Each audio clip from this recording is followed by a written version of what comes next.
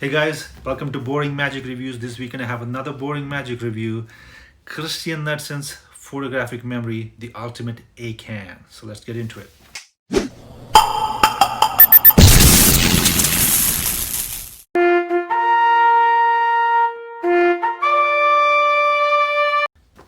Well, you know what? For years, magicians have looked for ways to probably duplicate the original ACAN method. We'll get into the details and then probably the history in a little bit. But before getting into it, I just want to talk a little bit about this trick and what is a photographic memory trick that you're going to get from Card Shark. It's pretty much the same ACAN plot that you see a lot of card magicians perform these days, which might not be as close as to the original, but it is probably 80% closer that you can get to perform the ACAN plot. Now, for me, at least from what I've seen over the years with card magic, there's no other trick that has been so fascinating than the ACAN plot.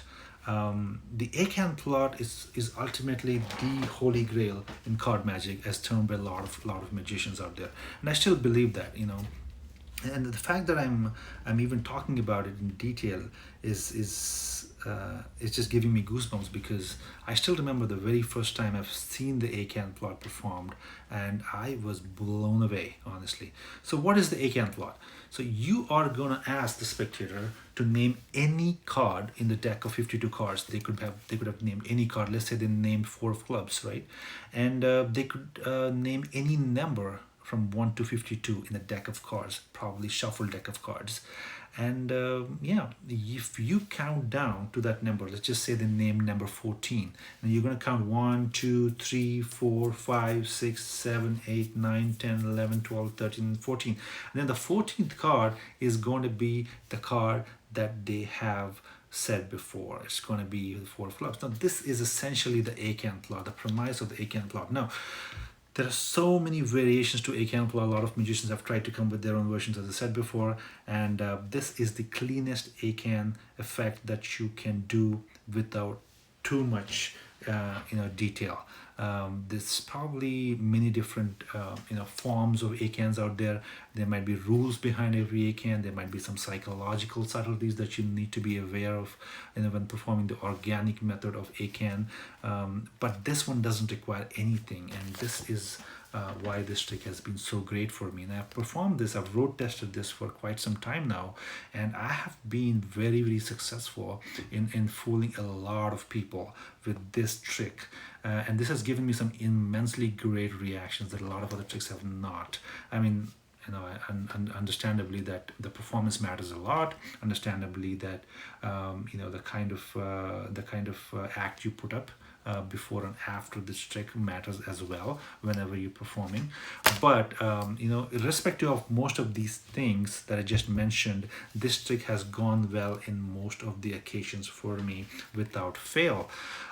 Yes, this could go wrong if you don't do it really well, so I would actually ask you to put some time into it, put some time and effort into it, and learn how to perform it seamlessly.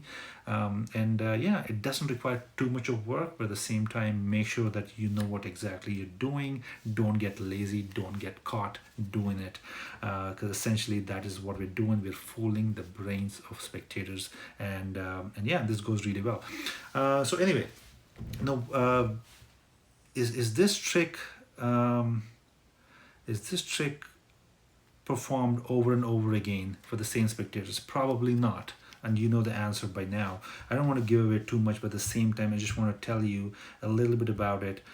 This is not a clean, organic ACAN plot that you can perform. But at the same time, this is the shortcut to ACAN that you can take and perform, where you can spread the cards and then show them that all the cards are different. There are a lot of decks out there that you will not be able to do the same thing with whenever you're trying to perform the ACAN plot. And that is what is one of the most biggest advantages of this Christian Knudsen's version. And Card Shark came with some really great cards. And granted, they've used the same principle in coming up with the cards as they did with some of the tricks, but this is probably a very well made deck, and the substance and everything that's been used to come with these cards is exceptional, and I cannot recommend this enough for you guys. No, go ahead and grab a copy if it's still available. I'm not sure if it is, but if it is, get your hands on it. This is gold and you're going to love it. Yeah, now that is about this specific trick. Now, getting into the workings of it, yeah, a little bit of history, right? Back in the 1950, one of the greatest ever magicians, I believe, arguably so, the most beloved and the most wonderful magician that I probably have liked over the years, is David Berglis, and he came up with an effect, which is what is called the any card at any number, essentially. And he came up with the effect where he could have performed the effect with any deck of playing cards. Even the spectator could have brought the deck of cards, and he could still perform the effect. And I've heard stories and stories of David Berglis performing the any card at any number plot from various magicians, and it still gives me goosebumps talking about it. So what is so great about Berglis effect? Berglis effect is the holy grail in card magic. The man itself is a mystery. The man itself has come up with this effect for a long period of time.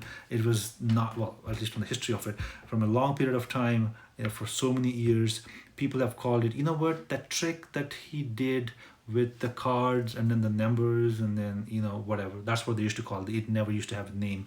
And then probably, probably 2 decades ago, or maybe a little over 2 decades ago, people started to call it the Berglis effect. In actuality, I mean, I'm sure that name have been there since Berglis started to perform in the 1950s, but ultimately it settled down to be called as the Berglis effect.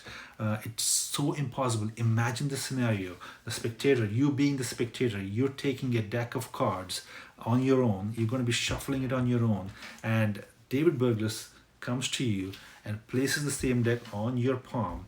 He doesn't perform the trick until he places the deck on your palm, and then he asks you for a number. Let's say, for example, maybe he asks you for the card first, right? That's the plot of it. So he asks you for a card first, and you say, let's say 4 of clubs, or maybe 8 of diamonds, and any card is the free choice. Okay, that's totally fine. And then he asks you for a number between 1 and 52, and you pick any number. You say 21 or 27, 35, doesn't matter, 10, 4. So whatever number that you picked, he will ask you to deal down that card to that specific number, and you deal down those cards, that many cards to that specific number, to come up with the mentioned card before. The same card that you mentioned ends up at the same position that you just numbered.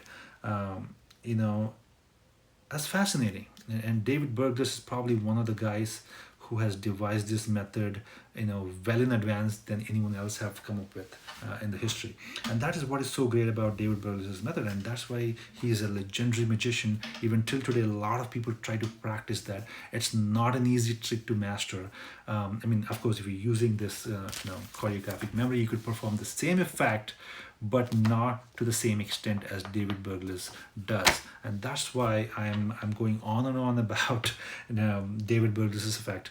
If you want to learn David Berglis' effect, I would recommend you to get the book written by Kaufman, and he's probably detailed it to an extent. The fact that it's very impossible to put all the methods and workings of Berglis effect into a single printing, it makes it the most complicated card trick ever to perform, at least from the magician's point of view. The moment of visceral wonder that you're going to provide the spectator with, and leave them just jaw-dropping, and to experience the moment of impossibility, is very well worth to put the time and effort to learn the organic way of doing any card at any number with an ordinary deck of cards. So yeah, look into it. If I've known very few people who are trying, or at least they claim that they have mastered Berglis effect, and I've seen them perform quite well. And I believe it's not just about the method itself. It's just various factors that come into place whenever you're trying to perform a trick like that. There's a part of psychology, there's a part of gutsiness, there's a part of you know, audience management. Everything comes together when you're trying to perform Burles effect, or at least when you're trying to master Burles effect. And I believe Burles effect has remained a myth and a story to be told, a legend for many years. And eventually, I believe some of the magicians are trying to get to a point where they could perform it, flawlessly. But I believe, I'm not sure if anybody can perform as good as David Burgess can. So yeah, David Burgess is the man, is the legend, and I don't know. Thank him a lot for coming up with an effect like that, and a lot of other magicians have followed his lead and came with their own versions. And yeah, that's what I got to say about David Burgess's Burgess effect, or any chord at any number plot. Hopefully you like this review. If it is as boring as it is before, please ignore it. If you like it, thanks. Thanks for watching.